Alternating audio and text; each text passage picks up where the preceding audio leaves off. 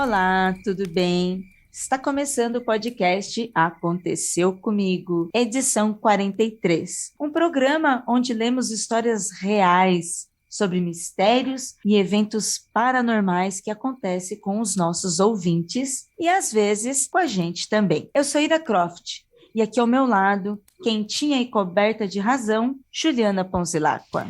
Olá, meu povo, como é que vocês estão desde o último Aconteceu Comigo? Vocês sobreviveram? Eu acho que essa é a grande questão, não é mesmo? Que fazia tempo que eu não via tanta gente falando que tinha passado tanto medo nas redes sociais. Eu espero que vocês estejam bem aí desse lado, viu? Adoro! E passar medo, se aquecer e ler relatos, aqui com a gente também, Ananda Mida. Olá, gente, tudo bem com vocês? Eu espero que sim, depois desse outubro que a gente matou todo mundo com carinho, né?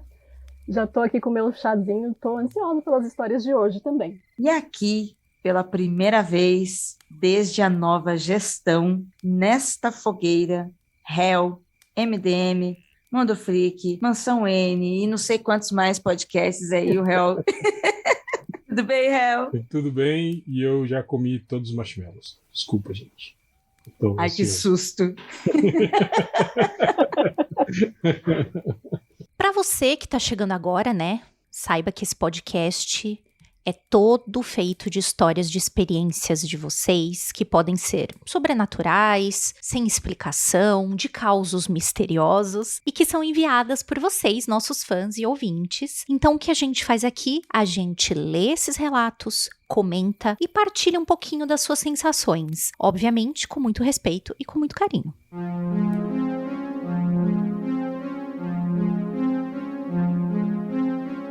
É uma história chamada Algo Estranho na Costa Verde. Longos dias e belas noites, pessoal. Não é o André que está falando, viu, gente? Meu nome é Denis, eu tenho 29 anos, sou administradora e moro em São Paulo. Essa história aconteceu comigo há 12 anos, quando eu ainda morava em Paraty, no Rio de Janeiro. Era 2007 e eu estava no 3º ano do ensino médio. Estudava em uma escola pública e, para não ficar para trás nos vestibulares da vida, né, decidi ingressar em um cursinho pré-vestibular. Nessa época eu morava na Vila Operária de Mambucaba, que ficava exatamente na divisa entre Paraty e Angra dos Reis. Como por lá as opções eram poucas, eu tive que me matricular num curso preparatório que ficava no centro de Angra. Assim, todos os dias, após as aulas regulares pela manhã, eu pegava o ônibus, que passava de hora em hora, e ia estudar um pouco mais. A viagem durava em torno de 50 minutos. Apesar da correria, do percurso longo, eu adorava observar as paisagens que a rodovia Rio Santos oferece, e isso era um alento para mim. É bem inspirador para quem conhece. Um professor espetacular de física, que era a matéria que eu tinha mais dificuldade, aceitou a proposta de dar uma aula extra num sábado de manhã. Tava empolgado, precisava acordar cedo e estava disposto. Sabadão, acordei cedo, consultei o horário do transporte, que ficava apregoado no posto do guarda da segurança da vila. Me programei para não perder esse ônibus, né? A viagem foi tranquila, aula produtiva, meio-dia, eu iniciei o percurso de volta para casa. Entrei no ônibus, que estava praticamente vazio, e sentei nos bancos mais altos, que ficam em cima das rodas traseiras do veículo. Tava cansado, mas feliz por ter ido ao curso. O trajeto estava normal, tudo bem, até que o inimaginável aconteceu. Logo atrás da usina nuclear de Angra dos Reis, existe uma praia chamada Piraquara, que você consegue ver da rodovia quando atravessa uma ponte. Essa é, para mim, a vista mais bonita da Costa Verde. Sempre que passava por ali, eu me preparava para observar. Só que dessa vez foi diferente. Quando o cenário se abriu à minha frente, pude ver com muita clareza um objeto voador enorme, bem maior que o ônibus, entre os morros que beiravam a praia. Quando você vê algo inédito desse tipo, a tua cabeça tenta ficar associando a situação que você está vivendo a algo que seja familiar, mas a minha mão não teve êxito algum em me deixar confortável com esse tamanho avistamento. O que eu posso dizer é, a nave era circular, com um leve bico na parte que eu julgo ser a frontal. A cor é difícil de descrever, mas parecia um azul bem escuro. Não emitia nenhum barulho que eu pudesse notar. Não parecia deslocar o ar para se manter, já que as folhas das árvores logo abaixo estavam paradas. A característica que mais me incomodou foi o fato desse objeto enorme estar estático. Ele não se movia de forma alguma. Era como se ele estivesse fixo no ar.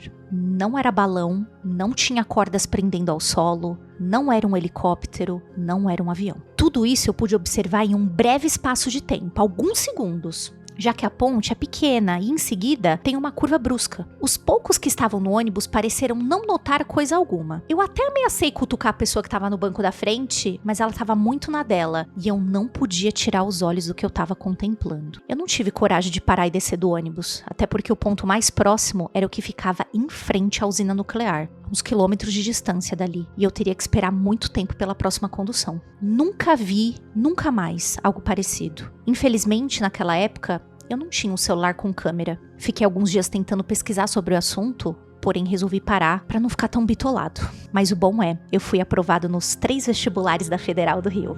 Valeu, aliens!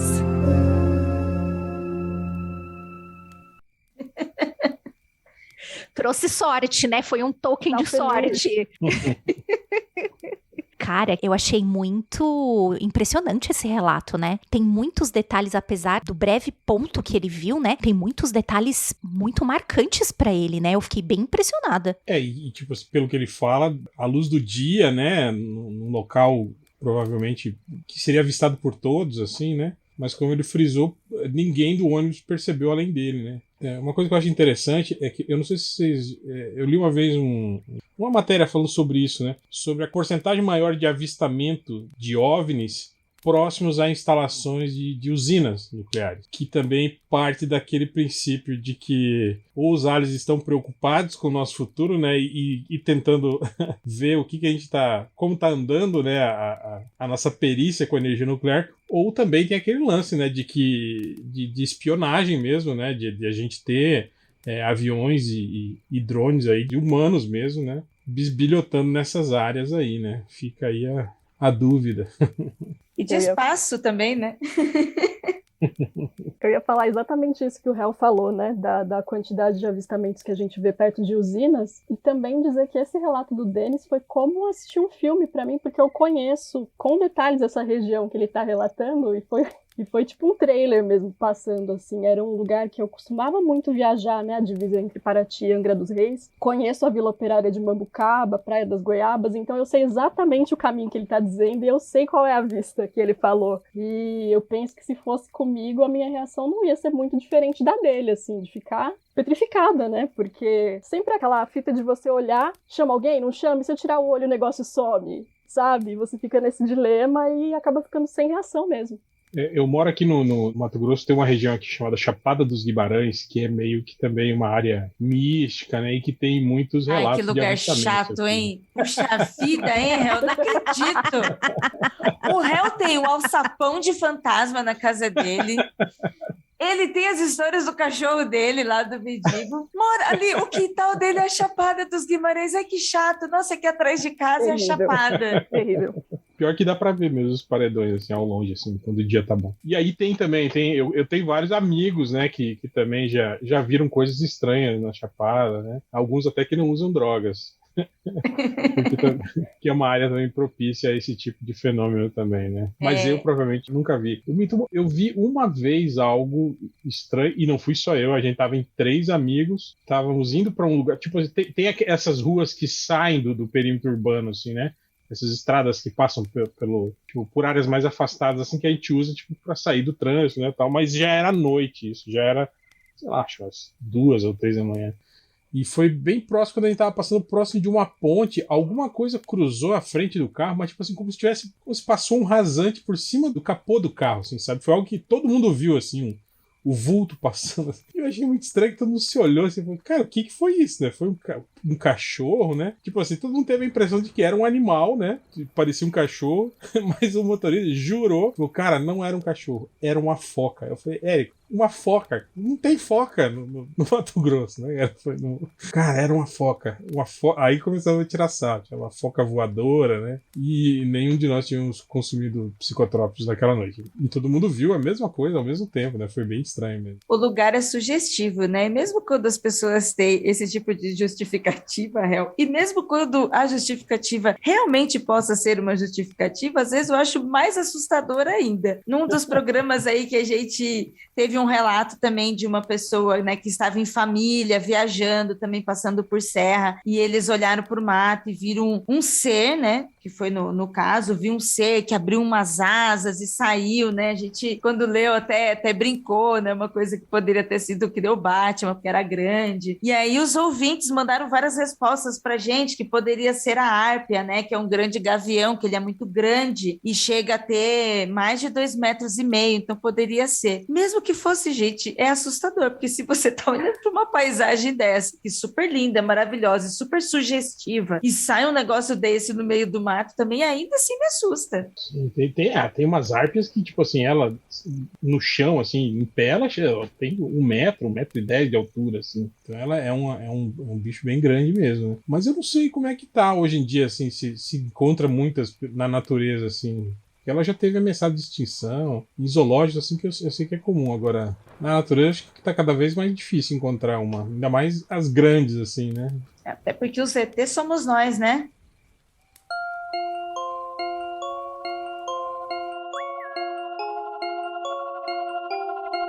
A história que eu vou contar agora é o Adeus do Seu Neco, que é um fofo susto. Olá, meus queridos, comecei a escutar vocês há algum tempo, graças à aba podcast do Spotify, e tem uma história que pode ser interessante para o que aconteceu comigo. Sempre fui cético, o único ateu em uma família bastante religiosa. No entanto, depois do ocorrido, no relato a seguir, confesso que já não sou mais muito cético, pois tenho as minhas dúvidas. Meus avós e tios são todos de Anaí, cidade com algo em torno de 3.000 habitantes no interior do Paraná. Eu e meus pais moramos em outra cidade a 160 quilômetros de distância. É comum meus pais passarem os finais de semana na casa dos meus avós. No dia 1º de maio de 2014, eles foram para lá logo pela manhã, com a intenção de voltar apenas no domingo, 3 dias depois. Neste mesmo dia, no período da tarde, meu pai me ligou. Aparentemente, estava calmo e pediu para eu pegar a moto e ir até lá, pois eles precisavam da minha ajuda. Era comum ir para lá e ajudar nos afazeres, principalmente a drenar o açude.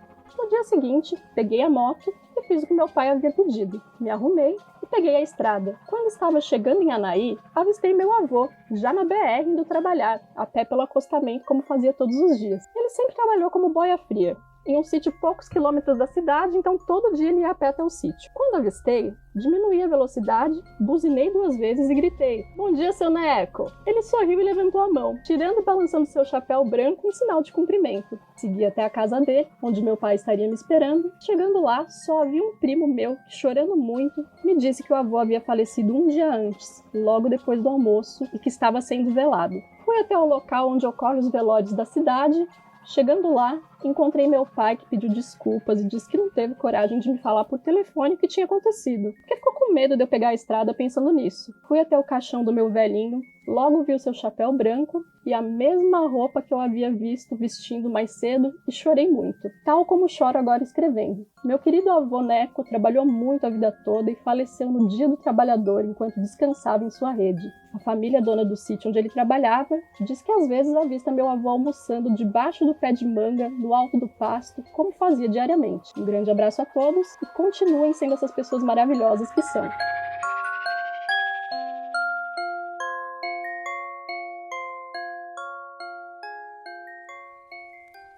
Ai, eu fiquei muito emocionada. Eu também. Ótimo. Caraca. Se eu fosse dona do sítio, eu derrubava e queimava essa mangueira. Não, tô brincando. Tô brincando. Mas é bizarro isso. É meio comum isso de pessoas, principalmente no campo, assim, pessoas avistarem, assim, pessoas ao longe, em morro, em campos, assim, você ter a impressão de que você viu alguém lá, seja parado ou andando, assim. Eu já ouvi vários relatos, assim. Eu tenho parentes no interior do Rio Grande do Sul lá, e eles contam muito essas histórias, assim, né? Desse tipo de avistamento. Aqui mesmo, onde eu moro, eu e o Keller, a gente mora na mesma região, né? Porque teve uma vez aqui em outro episódio que eu falei que aqui onde eu e o Keller moramos e acharam que a gente morava junto. Aqui nessa região do Alto Tietê, ela tá um pouco mais desenvolvida, assim, né? Em termos urbanos, hoje em dia. Mas sempre foi uma região muito rural, né? E por aqui sempre teve essas histórias de ouvir cavalgada e não ter cavalo nenhum, um marinheiro que vaga pela floresta de eucalipto, que foi uma coisa que eu nunca entendi, né? O marinheiro foi longe, assim. Não tem praia aqui, não tem mar. Mas por aqui sempre rolou bastante dessas histórias. Minha mãe tem alguns relatos. Eu mesma nunca vi ninguém. Mas vocês já tiveram nessas florestas de eucalipto, assim? Já andaram perto de alguma, assim? Sim, cara, sim. É bizarríssimo, porque, tipo assim, o eucalipto, ele só tem folhas, assim, a partir de, sei lá, uns 3 metros, assim, né? Então são aqueles troncos, assim, e você olha, e é muito limpo, porque o detrito do eucalipto não deixa nascer nada no chão, assim, embaixo dos eucaliptos. Então é tipo assim, aquele labirinto de troncos, assim, né, que você vê, assim, a perder de vista, sem folhas, sem nada. Então, tipo assim, tecnicamente, dá pra você enxergar muito bem o que tá ali por baixo. Mas, cara, sempre te dá, principalmente quando você tá com visão periférica, sabe? Sempre te dá aquela impressão de alguma coisa que passou, que você viu, sabe? Já me explicaram isso, né? Que é aquele fenômeno óptico de quando duas coisas, tipo, retas, mas em planos diferentes, se sobrepõem e te dá aquela impressão de que ali na junção em que, quando você passa, né, a visão e quando uma passa pela outra, tipo, os vértices dela te dá a impressão de que tem, principalmente quando tem luz por trás, né? Te dá a impressão de que tem um movimento, né, ali, mas não tem. Mas mesmo assim é bizarro, ó. Aí, ó. Olha só. Tá avisando aí. Visualmente, né? A gente tem uma floresta assim árida, já tem uma sensação de sombria, né? Tudo cinza, tudo escuro, aí tem esses flashes de luzes passando por entre elas, né? E você passando no meio, nossa! E histórias de fofossustos, né? Por isso que carinhosamente a gente chama de fofossustos nesse programa. Também é muito comum, não só assim no interior, em floresta, mas também histórias com familiares, né? E principalmente vovôs e vovós, né, Ju? Nossa, nem me fala, nem me fala. Eu acho que as coisas, né, Ira, mais emocionantes que a gente recebeu de relato, né, no Aconteceu no Insta, são com pessoas muito velhinhas, né? E de novo falando sobre esse lance de um hábito que se repete. Ah, então a minha avó me esperava na janela, eu chegar da escola todos os dias e eu vi a minha avó de relance um dia. Ou como esse caso mesmo, né? Tô acostumada a passar pelo senhor na rua e fazer um tchauzinho e ele me responder com um chapéu, né? A gente tem muito relato desse tipo, das pessoas contarem que veem, né, essas presenças fazendo coisas que elas sempre faziam com muito carinho, né? Demonstrando carinho. E é um fofossusto. A gente não sabe se a gente fica assustado, se a gente fica, ai, que saudade do vô e da avó. Muito nostálgico, né? Essa história me fez lembrar o avô da minha mãe, que na época não era falecido, mas ele trabalhava no mercado municipal de São Paulo e quando ele se aposentou, ele continuava indo todos os dias pro mercado municipal de São Paulo, ficar sentado no banco olhando o movimento, porque já era o que ele estava habituado a fazer há muitos anos, né? É isso que eu quero fazer também, entendeu? Quando eu morei em Santa Catarina, eu estudei num colégio que era estadual, mas que tipo assim, a estrutura toda dele era um colégio religioso. Então tinha um convento no fundo do colégio. O colégio acho que devia ter uns 5 andares e só os 2 primeiros eram ocupados pelos alunos. Os outros andares acima dele eram lacrados e ainda eram, digamos assim, é lógico que as freiras não circulavam mais lá, mas tipo, tinham 3 andares para cima que eram lacrados e que tinham sido de quando o colégio todo era um internato, né? Na parte do fundo, lá onde era o alojamento das freiras, ele não recebia mais freiras noviças, né? Só as freiras que já tinham sido ordenadas ainda moravam lá e tinham muitas freiras velhinhas, assim, né? E, eventualmente, uma ou outra morria, né? A gente sempre ficava sabendo, via... Às vezes você chegava lá de manhã pra aula e tinha uma ambulância tirando uma freirinha velha lá de seus 80 anos que morreu durante a noite, né? E você precisava ver a quantidade de histórias do pessoal que trabalhava nesse colégio que falava disso. Porque, tipo assim, você tá lá limpando, e aí você tem aquele lance de escadas que sobe pro andar que tá isolado e que tem uma porta lá fechando. Mas, tipo assim, tem 2 lances de escada que dá pro nada, né? E o que o pessoal falava, principalmente o pessoal da limpeza falando que, tipo, você tava limpando as escadas e você ouvia chamar do andar de cima, que tá lacrado e que não tem ninguém, teoricamente, de ouvir bater nas portas. Era muito, muito bizarro. E a gente, tudo moleque, lógico, né? Ele era muito grande, né? Tinha uma puta estrutura. Tipo, tinha um teatro, por exemplo, né? Aqueles teatros mesmo, como teatro antigo, que tem aquele alçapãozinho na frente, assim, que provavelmente é onde o cara fica com a dália pro pessoal, sabe? E aí tem um vão ali entre o palco e aquela parte, e por baixo do palco toda aquela estrutura metálica, sabe? Escura. É meio bizarrinho, assim, sabe? Eu não sei como é que tá esse colégio hoje, né? Mas naquela época era bem assustador, assim. Hoje eu acho que provavelmente já deve estar tudo desativado, já não deve ter mais freira nenhuma pra lá. Passado aí, né? Onde pode ter torturado pessoas nesses vãos, né? Não sei. A Ira bota mais lenha, né, na fogueira. Já é um combo de tudo que assusta, né? Que é um colégio, antigo convento, freira, vozes. Sim. Eu já estou imaginando aquela freira do filme, que eu não me lembro do filme, é freira mesmo, acho que o nome é freira mesmo, né? Não perfeita para essa situação. O nome do colégio é Colégio Bom Pastor. Ele fica em Chapecó, em Santa Catarina. Se tiver algum ouvinte aí de Chapecó que tiver notícias do Colégio Mal Assombrado, fala aí nos comentários. Conte pra gente.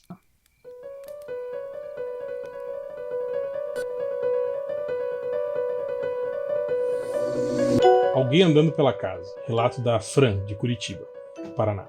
Ela começa assim: ao longo da minha vida, sempre aconteceu uma série de coisas estranhas, que podemos chamar de sobrenaturais. Mas até hoje há apenas uma situação que meus instintos céticos não conseguem explicar de forma alguma. Quando eu tinha por volta de uns 15 anos, fui dormir na casa de uma amiga, chamada Camila, onde morava ela, o pai e a mãe. A casa possuía apenas um quarto, bem grande, onde os 3 dormiam. A divisão dos quartos era feita com 2 guarda-roupas que serviam como parede, que separavam aquele cômodo grande em 2 espaços. Dentro do quarto também ficava o banheiro, onde tinha uma cortina de plástico. Bem, nesse dia que fui dormir na casa da minha amiga, acabamos indo para a cama bem tarde. Após horas conversando. Eu dormi no quarto dela, enquanto ela dormiu na sala. Nesse horário, os pais da Camila já estavam dormindo. Me deitei, apesar do corpo estar cansado, a cabeça estava a mil, e eu não conseguia pegar no sono. Quando passou um tempo e eu estava deitada, imagino que cerca de meia hora, comecei a ouvir passos. Como não havia porta nos quartos, dava para saber que os pais da Camila estavam dormindo, devido à respiração alta dos dois. Na hora, imaginei que fosse a Camila. A pessoa começou a andar passando a mão pelo guarda-roupa, o que fazia um barulho irritante. Ela foi até o banheiro e mexeu na cortina de plástico. Depois, voltou em direção à sala, também passando a mão pelo guarda-roupa e fazendo o mesmo barulho. A mesma coisa aconteceu por mais 2 vezes. Na terceira vez, a pessoa parou em frente ao quarto em que eu estava dormindo, lembrando que ele não tinha porta, e bateu 2 vezes no guarda-roupa, como se estivesse me chamando. Como eu achava que era Camila e precisava acordar cedo no outro dia, fingi que estava dormindo e nem olhei. Pouco depois disso, peguei no sono. No outro dia, quando acordei, me levantei e fui dar bom dia para a família. Antes mesmo de me cumprimentar, a Camila me olhou e perguntou: por que você estava andando pela casa durante a noite? Você veio aqui me chamar, mas eu estava com muito sono. Não precisa nem falar que eu quase me borrei inteira nessa hora, sem falar o que eu havia escutado na noite anterior. Pedi mais detalhes e ela descreveu exatamente o que eu escutei. Alguém andando pela casa, mexendo nas cortinas do banheiro e voltando em direção à sala várias vezes. Os pais dela não escutaram nada e disseram que não levantaram nenhuma vez durante a noite. Até hoje, não sabemos o que foi. Me ajudem, preciso saber o que era.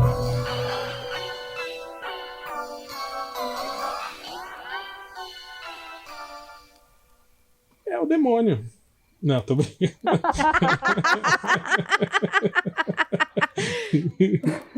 Caraca, velho. Veredito. Olha, eu vou dizer para vocês que tem várias possibilidades aí. A gente pode ter um caso de sonambulismo, né? De uma pessoa que simplesmente não lembra que fez isso. O fato de andar com a mão no guarda-roupa diz muito sobre pessoas que estão andando sem orientação pelo escuro, que você vai tateando uma parede, alguma coisa assim, para você saber para onde você está indo. Eu fui dormir na casa de uma amiga uma vez, e era uma casa, assim, de região rural, né, bem sítio, que, assim, não tinha nem muros, assim, na casa, sabe, muito próximo da outra, aquela coisa de rua de terra ainda. E aí, por ser, assim, geralmente no sítio, gente, como tá meio isolado, as pessoas dali se sentem seguras dentro da sua realidade. Por isso que não tem muros, nem sempre tem cercas, assim. Aí eu fui dormir na casa dessa minha amiga, morava ela, os pais e mais um irmão mais novo. Eu acho que a gente devia estar com uns 18 anos, o irmão dela tinha 8 anos, né, criança. E aí a gente tinha saído, fomos na quermesse, saímos, bagunçamos, tal, chegamos em casa cansadas, ficamos conversando até altas horas, assim, sabe? Tipo, até as 3, 4 horas, até que a gente foi dormir super cansadas. No outro dia, quando eu acordei, que eu levantei, tava todo mundo na mesa do café da manhã, todo mundo assustado, assim, pra mim, todo mundo. E aí aconteceu isso, eu tinha tido um evento de sonambulismo, eu já tinha tido em casa, mas nunca levantei tanto. E aí eu comecei a andar pela casa igual este relato. Eu comecei a mexer nos armários, a mexer nas portas, aí até que a mãe dela levantou, foi ver o que estava acontecendo, e eu estava na porta da rua para sair. Para sair para a rua, e ela me levou de volta. Depois ela soube reagir deste momento, mas assim, a minha amiga não sabia que era eu, ela ficou trancada no quarto de medo, porque ela achou que era alguma outra coisa, né? Seria esse relato, acharam que era o demônio, mas era eu. E eu até se dou fé essa história da Ira, porque eu já tive a oportunidade de conversar com a Ira Croft, pessoal, dormindo. E ela tava dormindo mesmo. E ela me respondeu dormindo. Não foi o que eu perguntei, que ela respondeu, mas estava dormindo.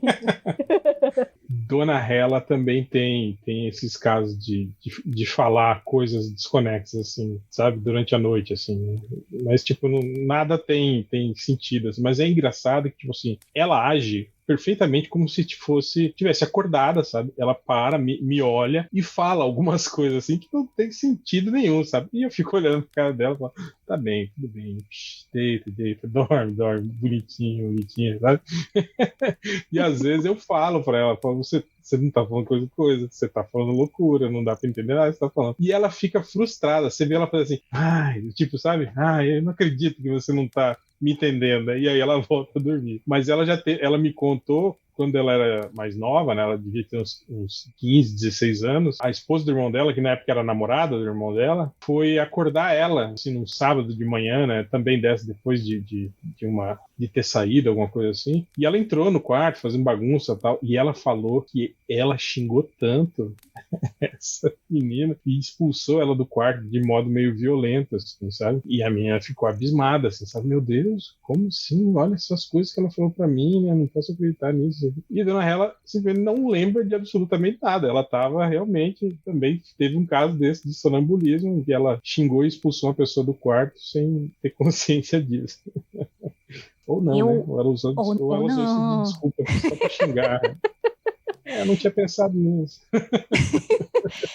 Eu não sei se eu já contei isso no podcast, vocês me perdoam se eu já tiver contado, porque eu não sei, são conversas que eu tive já em particular com a Ira, com a Nanda, mas eu não sei se eu já contei em podcast. Gente, na primeira semana que eu mudei para morar com meu marido no meio da noite diz, eu vou levantar e vou botar fogo na casa, dormindo. Misericórdia, Aí o que você tá fazendo com esse homem aí, meu Deus, agora aí eu falei, medo. Sabe aquela expressão, onde eu amarrei o meu burro? Mas tipo assim, nunca tinha tido nunca você tinha presenciado esse tipo de coisa? Nunca, já tinha dormido quando ele morava na República, já tinha dormido algumas vezes com ele, mas nunca tinha presenciado. E na primeira semana, um dia foi do botar fogo na casa, e no outro dia foi, eu vou pegar uma faca. Ele ficava repetindo, eu vou pegar uma faca, eu vou pegar uma faca. E eu lembro que eu falei pra minha mãe, eu falei, mãe, assim, não tá dando sinais acordado, mas eu já vou te deixar avisada, tá? Que talvez dê merda.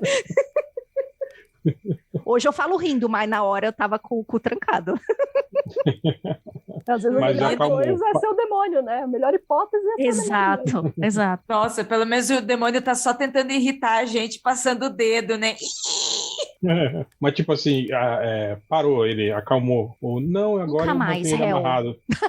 Eu amarro ele de noite, né? Eu escondo todas as facas, né? Não, réu, nunca mais. A gente mora junto, eu acho que 10, 11 anos, e nunca mais ele falou nem... Ele fala muito dormindo, mas ele nunca mais falou coisas desse naipe. Então acho que era Pad, vamos ver se ela gosta mesmo de mim, se ela quer morar mesmo comigo. Eu estou apavorada aí. Risos nervosos.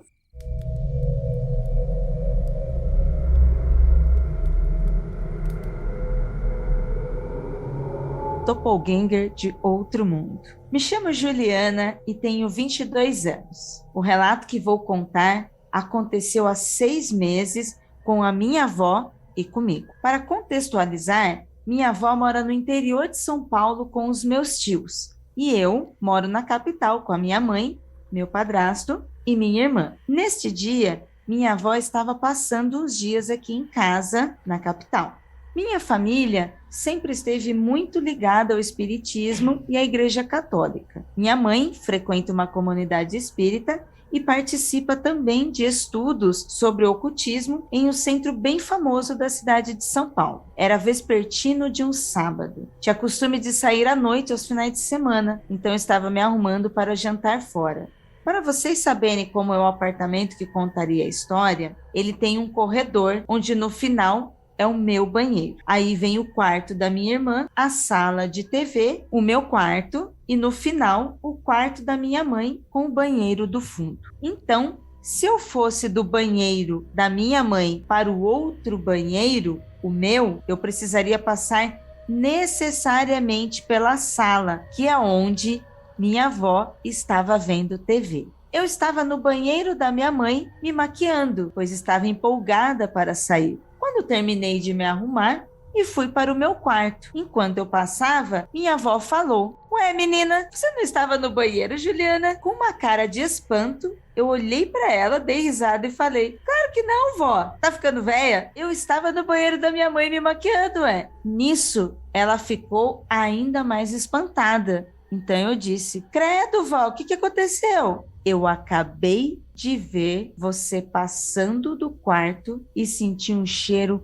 muito ruim. Achei que você estava usando o seu banheiro." Eu, que morro de medo dessas coisas, fiquei pálida, estática. "Vó, é brincadeira, né? Eu estava no banheiro da minha mãe faz um tempão e eu não passei para a sala em momento algum. Eu não ia brincar com essas coisas, Juliana. Eu vi você passando aqui na minha frente. Tenho certeza, ainda brinquei que você estava podre." Ainda tirou um grau da neta, né? "Você olhou para mim e passou reto." Ela falava muito sério. Nessa hora, me deu um calafrio no corpo todo. Quando contamos para minha mãe, antes de sair, ela me mandou rezar para que meu anjo da guarda me protegesse. PS, não tinha como ser minha mãe ou minha irmã, pois as duas estavam na cozinha e o caminho até a sala é diferente. E nós somos muito diferentes uma da outra. Ou seja, minha avó perceberia que não era eu. E minha avó é uma senhorinha bem lúcida, então eu tenho certeza que ela não estava imaginando coisas. Muito bom, Juliana bem consciente, defendendo a avó, defendendo que a avó estava lúcida e que aconteceu algum mistério ali.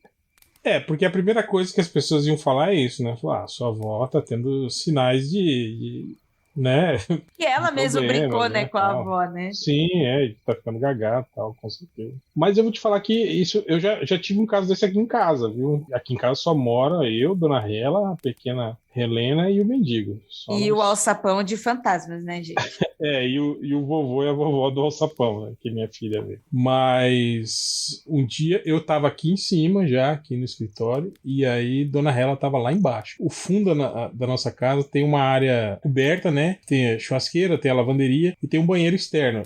E esse banheiro externo é o único banheiro do andar de baixo aqui da casa. Só que já tava tudo fechado, a porta já tava fechada e tem uma janela de blindex, assim, gigante, assim, em cima da pia, que dá pra ver a área do fundo toda, né? Só que fica escuro lá fora, porque a gente apaga a luz, né? Quando entra aqui pra dentro. E aí eu tava aqui em cima, quando Dona Hela subiu a escada, ela entrou aqui no escritório e ficou, porque às vezes eu começo a trabalhar durante o dia, aí anoitece e eu fico com preguiça de levantar e dar 4 passos pra acender a luz e continuo trabalhando no escuro, né? Mas Dona Hela parou na porta e ficou me olhando. Me olhou, né? Falou, eu falei, sim, ué. Não, quem mais poderia ser, né?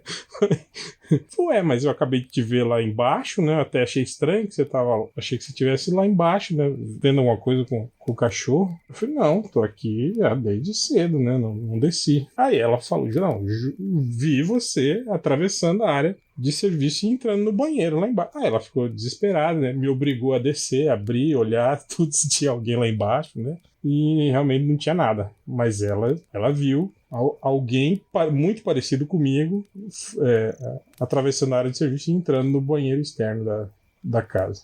E foi isso.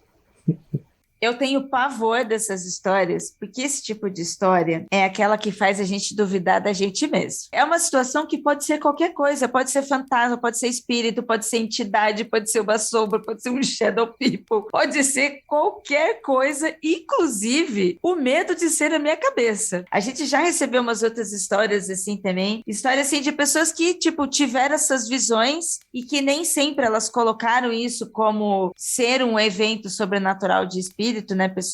Algumas pessoas, dependendo das suas ordens, da sua ordem cultista, da sua religião, elas têm outros sentimentos, né? Então elas estão vendo aquilo, vê uma sombra, vê alguma coisa, mas ela meio que sabe, né? Essa é uma situação que, tipo assim, aconteceu, ninguém sabe nada o que está acontecendo ali, porque tanto ela quanto a avó, quanto a família, ninguém entendeu nada, fica aquela coisa, e aí, gente? Aconteceu ou não aconteceu? Eu acho que quando a gente vê isso, tipo um vulto, uma sombra, ou algo que você nunca viu antes, é uma coisa. Mas, Ira, você vê nitidamente a pessoa e depois você ficar sabendo que a pessoa que você acabou de ver não é a pessoa de verdade, deve ser muito mais desesperador, sabe? Do tipo, caralho, velho. Tipo, se a avó dela tivesse visto, sei lá, um vulto Quem passando, é você, né? Exatamente, cara. Tipo... Substituíram. É muito bizarro. Nossa, ô Ju, depois dessa sua história aí, que eu estou com medo ainda dessa história do Eric, Sim.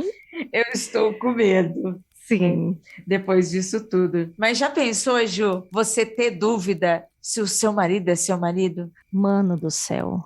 Eu não quero algo estranho com Natália aqui na minha casa, não, cara. Por favor.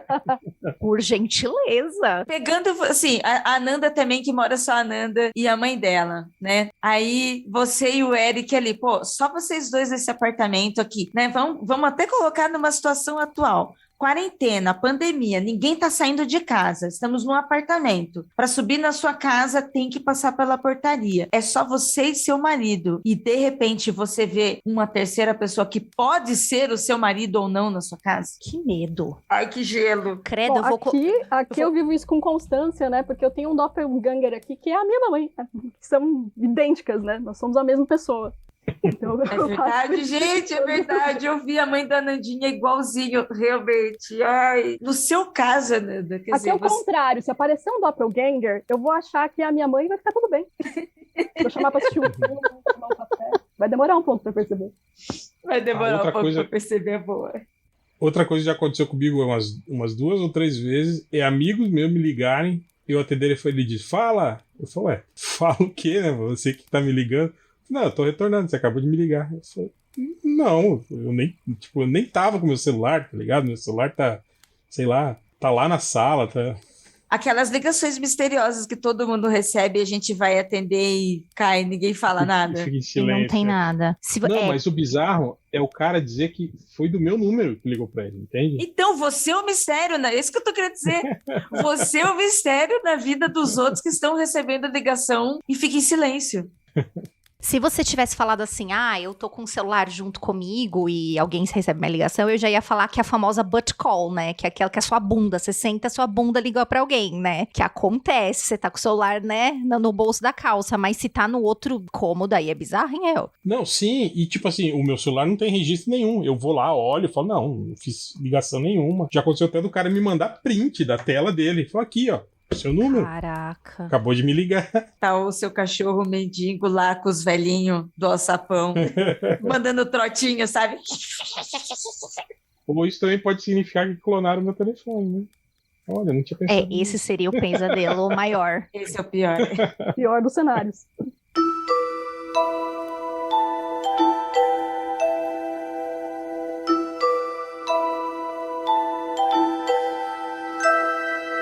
Falei da Natália aqui, né? Do Algo Estranho com Natália. Ai.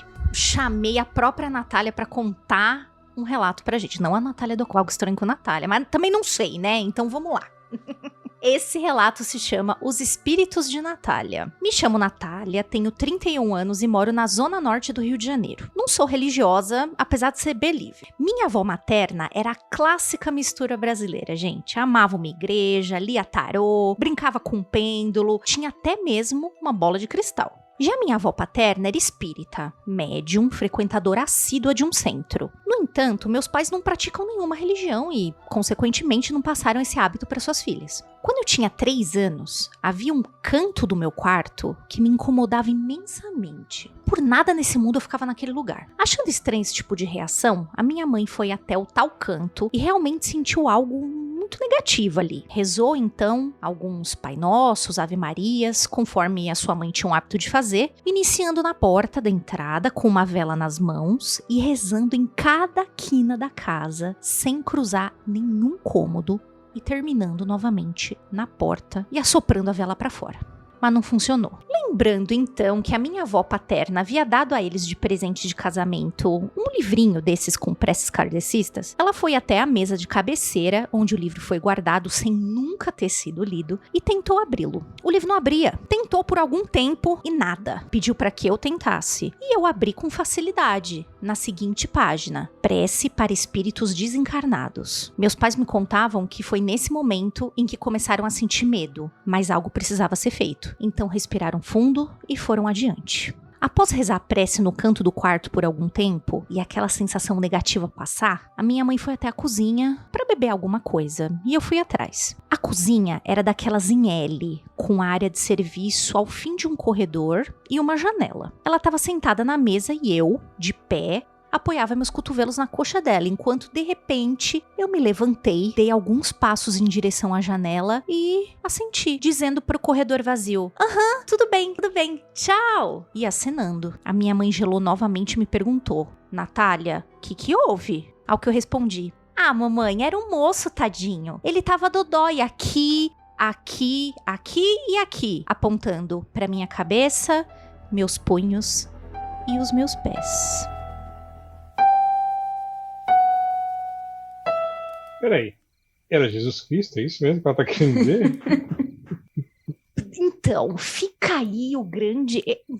Assim, Jesus Cristo não ia causar uma energia negativa, né? Mas será que Jesus Cristo veio pegar o encosto pelo cangote e ir embora? Porque não pode ser, sei, né? Chamou, ele veio. Não sei, né? Dependendo da sua religião, um Jesus Cristo na sua casa pode ser algo ruim.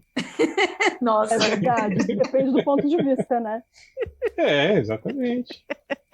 Mas bizarro isso, dele ter as marcas da crucificação e da coroa de espinhos. Né? E 3 aninhos, né, gente? É muito pequenininha. Sim, eu falo isso porque eu tenho uma filha nessa idade. E ela fala umas coisas que você fica, caralho, que diabo essa prainha tá falando, sabe? E ela fala assim com muita propriedade, às vezes fala sobre isso, sobre que estava conversando com não sei quem, e falou isso.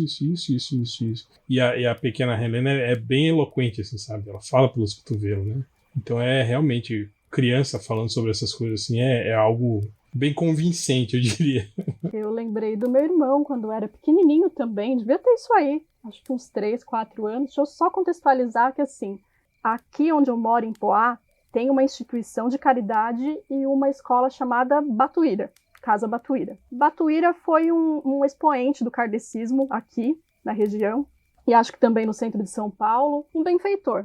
Enfim, ele gerenciava algumas casas, é uma figura importante para o kardecismo. Enfim, meu irmão com 3 anos não sabia de nada disso. Quando a gente era criança, a gente ganhava brinquedos velhos dos nossos primos, tinha mais dinheiro, né? Então a criançada cansava dos brinquedos e a gente ganhava. Numa dessas levas veio um fantasminha, que eu acho até que era um fantasminha do Gugu, e meu irmão pegou pra ele, assim. Foi o primeiro brinquedo que ele pegou, era um brinquedo a pilha, que você botava pilha, ele ficava ali mexendo, fazendo uns barulhinhos, e meu irmão começou a se referir a ele como Batuíra, do nada. Ai, mãe, cadê meu Batuíra? Ele me chamava de Nanda, né? Nanda, cadê meu Batuíra? Pega meu Batuíra pra eu brincar. E ficava lá batendo altos papos com o Batuíra. Conversava, brincava e tal. E é isso, né? A gente ficava, nossa, tipo, Batuíra não é aquele espírito benfeitor do centro kardecista e da instituição de caridade, etc, né? Como que ele tava falando tudo isso, né? Caramba, sim. Mas tipo assim, não... ele pode ter ouvido vocês falar, né, a respeito e usou o nome, né? Ou não, né? Tem uma coisa também que eu ri, mas que eu tava lembrando aqui também, né? Na hora que o réu falou assim, para algumas pessoas ter a imagem de Jesus, assim, pode não ser muito boa em casa, né? Vocês lembram daquele filme Estigmata? É um filme muito marcante, marcou muito minha vida, gostei muito desse filme. E ele tinha essa premissa, né? A moça tinha as chagas de Cristo, ela tinha toda a manifestação no corpo dela, mas não era uma manifestação boa, não era. Tem todo, dentro do filme, tem toda uma explicação por que ela tem, né? Mas me lembrou também isso daqui, do fato de ter essa manifestação esquisita, e aí depois ainda mostrar que são sinais, assim, de Cristo, né? Não sei o que pode ser, mas eu me lembro que nem sempre pode ser tão bom assim, né? Tem um amigo, que é um ex-amigo, né? Que hoje ele tá pirado no bolsonarismo. Mas ele era espírita, né? Praticante. A mãe dele era médium. Eu acho até que eu já contei pra vocês isso. E a gente tinha um estúdio de desenho. Isso logo que eu saí da faculdade, assim, né? E o estúdio ficava próximo da casa dele e eventualmente a gente ia lá, tipo assim, porque eu estudava o dia todo, depois à noite a gente ia trabalhar lá, então às vezes a gente jantava na casa da mãe dele e tal, né? E a mãe dele comentava com ele os acompanhamentos espirituais que ela via na gente. Então, tipo assim, algumas pessoas ela falava que gostava, outras pessoas ela falava que não gostava, porque os acompanhamentos espirituais eram meio... Tinha um cara que trabalhava com a gente, ela falava que... Ela falou, nossa, ele traz um monte de... Tipo assim, anda atrás dele assim como se fosse uma matilha de cachorro, assim, uns 12, 20, assim, sabe? Mas não é bem cachorro, é umas criaturas todas meio disformes, assim, mas que agem como se fosse cachorro, assim, né? Andam de 4 patas, assim, né? E são bem ariscas, né?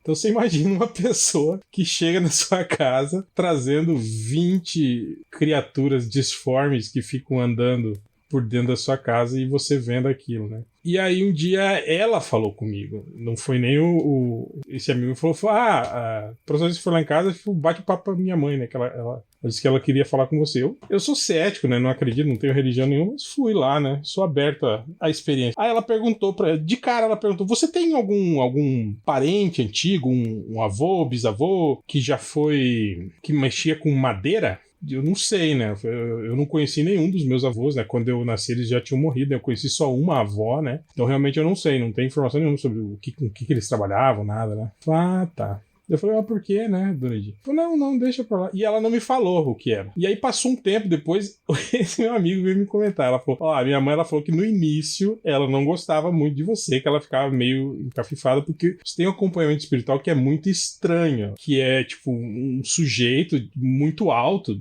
tipo, quase 3 metros de altura, e que fica com um machado na mão.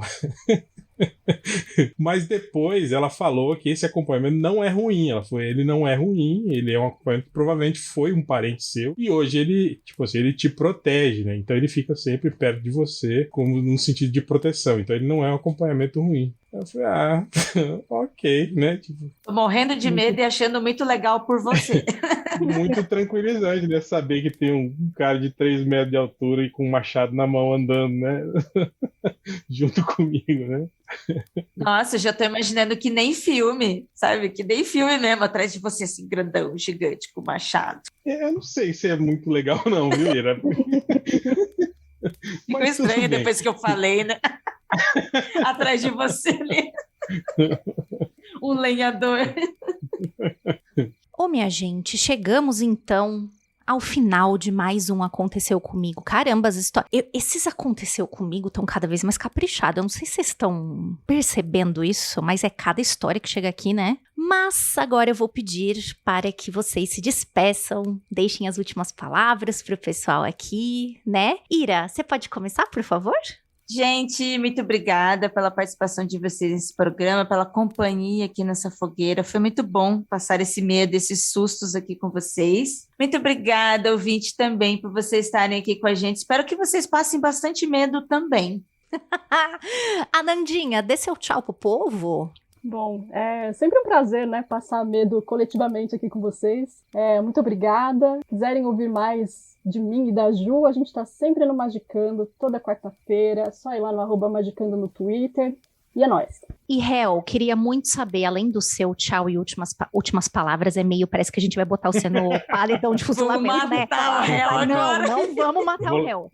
Vou levar a machadada. Não vai. Queria saber de você como é que foi essa primeira vez, essa experiência já aconteceu comigo pra você? Foi bom pra você, Hel? Foi muito bom. E vou dizer pra vocês que em vários momentos eu dei umas arrepiadas aqui, principalmente nesse relato aí sobre o canto da sala, que a pessoa sentia energia ruim. Eu confesso que eu fiquei dei uma olhada aqui pro reflexo da sala que eu tô na janela pra ver se aparecia alguma coisa, tá ligado? Que às vezes você vê só no reflexo, sabe? Mas foi legal. É bom, essa sensaçãozinha de medinho, assim, é legal você sentir de vez em quando para dar uma desenferrujada nos nervos. Muito bem. Hel, e onde as pessoas te acham, Hel? Se ainda alguém não o conhece, o que tá muito errado, onde que as pessoas te acham? Toda sexta-feira eu tô lá no melhoresdomundo.net, né, no podcast. Você pode cair lá, ou Spotify, todos os agregadores aí. Às vezes aparece, às vezes não aparece, né? Depende do tamanho do nosso podcast. Por exemplo, quando o podcast tem 10, 12 horas, ele demora um pouco para aparecer no feed, né? Mas uma hora aparece, né? Então, apareço por lá, melhoresdomundo.net e se divirta. Muito bem, eu também vou deixando o meu tchau para vocês, mas não sem dizer antes que para você enviar o seu relato, por favor, escreva um e-mail para contato@mundofreak.com.br e lá no campo do assunto, o título da sua história, não esqueça disso, tá? Pode ser anônima, obviamente, mas se você quiser dizer o seu nome, a sua cidade, a gente pede por gentileza que você também escreva que você autoriza o uso e a divulgação do seu relato, tá bom? Muito obrigada! E até o próximo Aconteceu Comigo.